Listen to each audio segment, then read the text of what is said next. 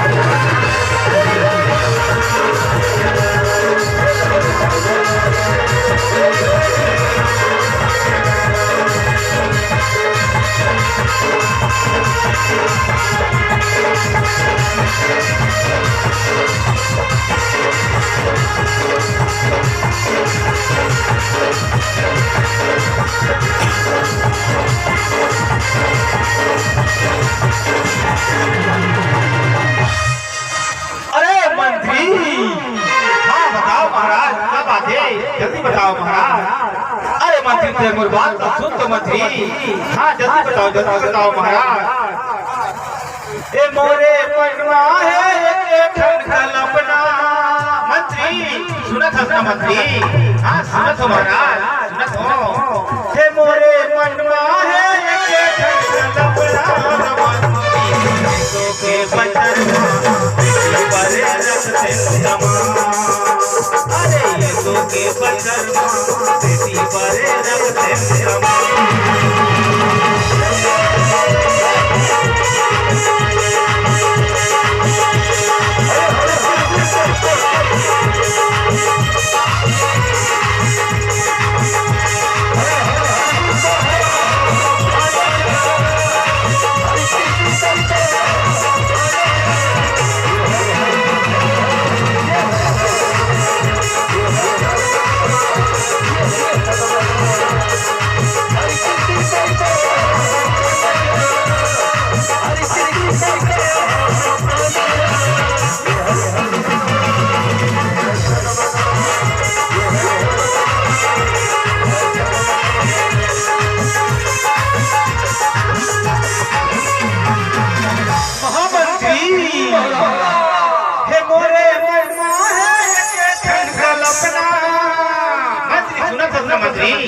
हाँ सुना तुम्हारा मोरे मनवा है के कल्पना।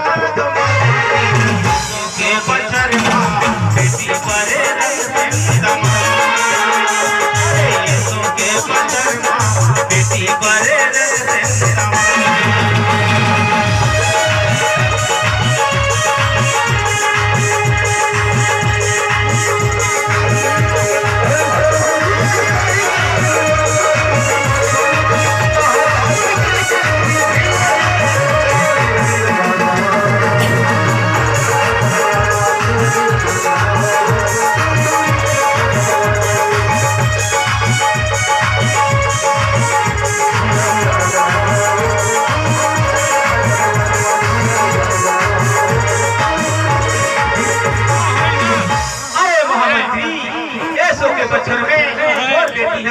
अब छोटे ले बड़े हो निशना और घर बिहा के लायक निशना।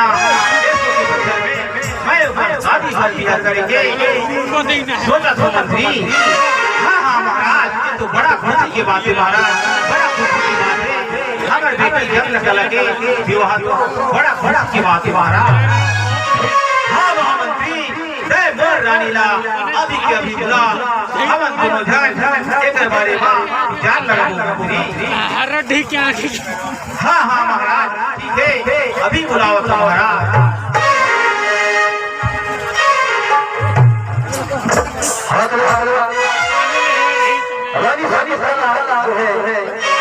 अपन पति के बुला ले